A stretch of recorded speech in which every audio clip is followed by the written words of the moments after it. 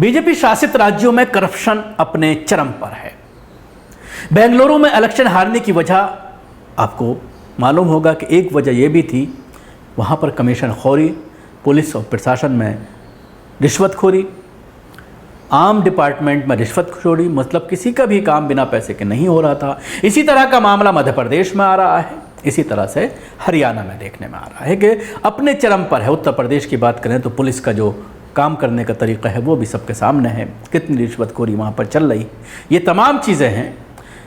ऐसे में गरीबों का भी रहम नहीं किया जाता। अगर कोई गरीब, एक बेवाह सरकारी अधिकारियों से, सीनियर अधिकारियों से गुहार लगाती हुई नज़र आ रही है। मामला हरियाणा का है, बिजली विभाग की शिकायत लेकर के आई है कि बड़ी मजबूरी के बाद, रिश्वत देने के बाद उसका बिजली का मीटर लगा, और जब मीटर लगा तो उसका पहला बिल जो आया वो तकरीबन 8,000 या 7,500 रुपये आया, जो 200-250 रुपये होना चाहिए था, जिसको सही कराने के लिए वो तमाम अधिकारियों के चक्कर काट रही है, लेकिन कहीं पर भी कोई समाधान उसको नहीं मिल रहा।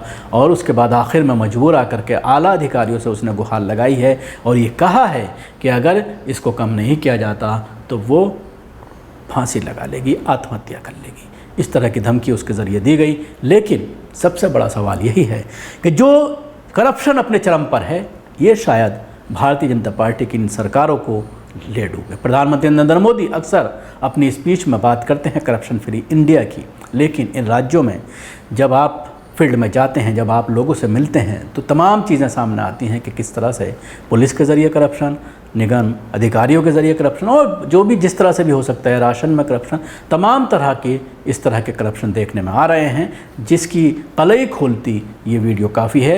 एक चीज़ और मैं बताना चाहूँगा, ये महिला बेवा है, कुछ दिन पहले ही इसके पति की डेथ हो गई है। बच्चे हैं जिनका पालन पोषण किसी तरह से ठेला लगा करके करती है, दुकान लगा करके करती है, जिसके लिए उसने मीटर के लिए अप्लाई किया था और रिश्वत देने के बाद मीटर लगा, लेकिन जो पहला बिल आया वो उसने इसके होश उड़ा दिए।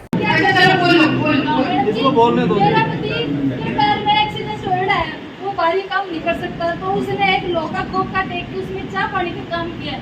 मेरी 3 बेटियां हैं, हमारा खर्चा नहीं चलता। हम 25 किलो गेहूं में एक महीना रो के निकालते हैं, चाहे कैसे भी निकालो, आते टाइम भूखे रहते हैं।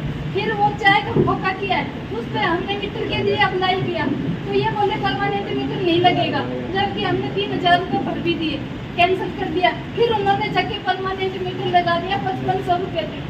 मेरी माँ की जो आखिरी निशानी थी, मैंने वो बेचनी पड़ी। अब मेरे पास जीने के लिए कुछ नहीं है। मेरी 3 बेटी है, वैसे जी की वैसे जी लेंगी। मैं दुनिया से बहुत परेशान हो गई।